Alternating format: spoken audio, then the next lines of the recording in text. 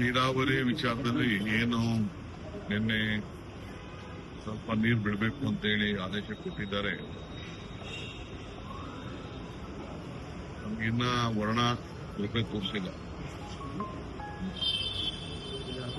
2 ಬಾರಿ ಅವರು ರಿಕ್ವೆಸ್ಟ್ ನ ರಿಜೆಕ್ಟ್ ಮಾಡಿದ್ರು. ಈ ಬಾರಿ ಸ್ವಲ್ಪ ನೀರು ಬಿಡಬೇಕು ಅಂತ ಹೇಳಿದ್ದಾರೆ. ನಾನು ಆರ್ಡರ್ನ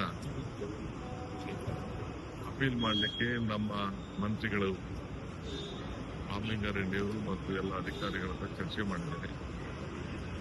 against the order we are appealing. ಆಮೇಲೆ ನಾವು ತೀರ್ಮಾನ ಮಾಡ್ತೀವಿ. ಅದಾದ್ಮೇಲೆ ನಾನು ಅಪೋಸಿಷನ್ ಪಾರ್ಟಿ ಲೀಡರ್ಸ್ ಕೂಡ ನಾನು ಬೆಂಗಳೂರು ಹೋದ್ಮೇಲೆ ಮಾತಾಡಿ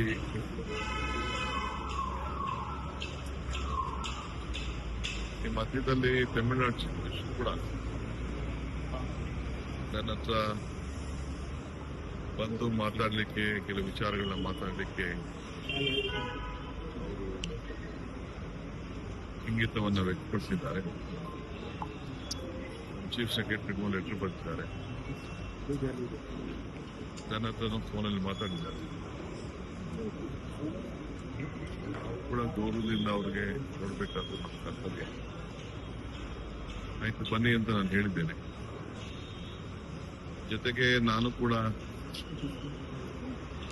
ನಮ್ಮ ರಾಜ್ಯದ ಕಾವೇರಿ ಜಲ ಪ್ರದೇಶ ಕೂಡ ನೀವು ನೋಡಿ ಅಂತ ಕೂಡ ಒಂದು ರಿಕ್ವೆಸ್ಟ್ ಮಾಡಿದ್ದೇನೆ. ಅದಕ್ಕೆಲ್ಲ ವೀಕ್ಷಣೆ ಮಾಡಲಿಕ್ಕೆ ಹೆಲಿಕಾಪ್ಟರ್ ವ್ಯವಸ್ಥೆ ಎಲ್ಲ ಮಾಡಲಿಕ್ಕೆ ಕೂಡ ಹೇಳಿದ್ದೀನಿ. ನೋಡೋಣ ತೀರ್ಮಾನಕ್ಕೆ, ಯಾಕೆಂದ್ರೆ ಅವರು ಫ್ಯಾಕ್ಚುಯಲ್ ಅನುಭವ ಅದರಷ್ಟು ಬರೆಯಲು ದೃಷ್ಟಿಯಿಂದ ಇದೊಂದು ಮಹತ್ವದಂತ ನಿರ್ಣಯ, ಸೌಹಾರ್ದ ನಿರ್ಣಯ, ಅಭಿಪ್ರಾಯಗಳು, ವಿಚಾರ ಏನಿದೆ ಅಂತ ನನಗಿನ್ನ ಅರ್ಥ ಆಗಿಲ್ಲ. ಬರ್ತೀನಿ ಅಂದಾಗ ನಾವು ಒಬ್ಬ ಅತಿಥಿನ ಗೌರವದಿಂದ ಸ್ವೀಕಾರ ಮಾಡಬೇಕಾದ್ರೆ ನಮ್ಮ ಕರ್ತವ್ಯ. ಆಯ್ತು ಬನ್ನಿ ಅಂತ ಹೇಳ್ತೀನಿ. ಅದಕ್ಕೆ ಸಿದ್ಧತೆ ಕೂಡ ನಾವು ಮಾಡ್ತೀವಿ.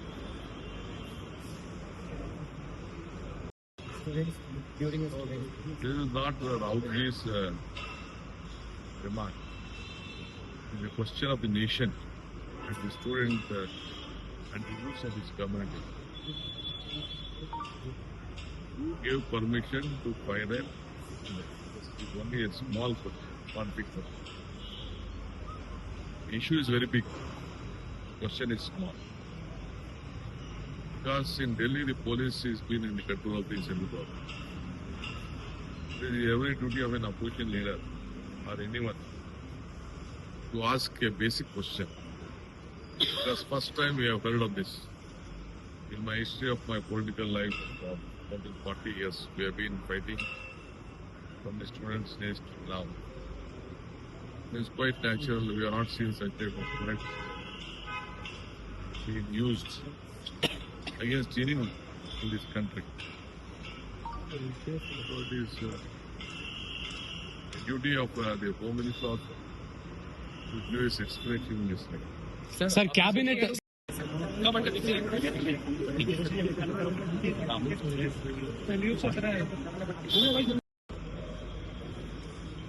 ಅಪೀಲ್ ಏನೇನೆ ಆರ್ಡರ್ ಆಗಿದೆ ಅದಕ್ಕೆ ಸಿದ್ಧತೆ ಆಗ್ತಾ ಇದೆ.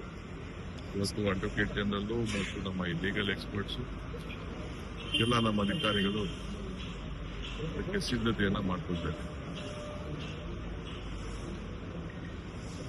ಇವತ್ತು ಬೆಳಿಗ್ಗೆ ಅದೇ 10-11ವರೆಗೆ ಮೀಟಿಂಗ್ ಆಗಿದ್ದು ಸೀನಿಯರ್ ಲಾಯರ್ಸ್ ಅದೇನು ಸರ್, ಅದ್ರದ್ದು ಔಟ್ಕಮ್ ಸರ್? ಅದು ಆಗಿದೆ. ನಮ್ಮ ಮಂತ್ರಿಗಳು ಮಾಡಿದ್ದಾರೆ, ನಾನು ಮಾತಾಡಿದ್ದೀನಿ, ಎಲ್ಲ ಮಾತಾಡಿದ್ದೀನಿ.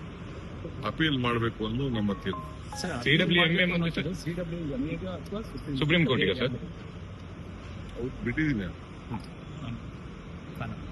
ಒಂದು ಸ್ಟೇಜ್, ಯಾವ ಸ್ಟೇಜ್ ಆದ್ಮೇಲೆ ನೆಕ್ಸ್ಟ್ ಸ್ಟೇಜ್ ಏನು ಅಂತ ಇಮಿಡಿಯೇಟ್ ರಿಲೀಫ್ ಬೇಕಲ್ಲ ಯಾರಿಗೆ ಆಗಲಿ, ನಮ್ಗೆ ಇಮಿಡಿಯೇಟ್ ರಿಲೀಫ್ ಬೇಕು.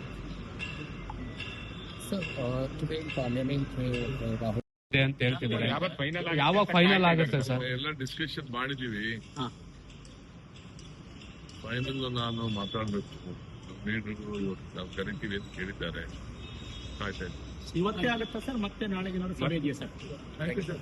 ಹೆಚ್ಚಿನ ವಿಡಿಯೋಗಳಿಗೆ ಪ್ರತಿಧ್ವನಿ ಯೂಟ್ಯೂಬ್ ಚಾನೆಲ್ ಸಬ್ಸ್ಕ್ರೈಬ್ ಮಾಡಿ, ಬೆಲ್ ಐಕಾನ್ ಕ್ಲಿಕ್ ಮಾಡಿ.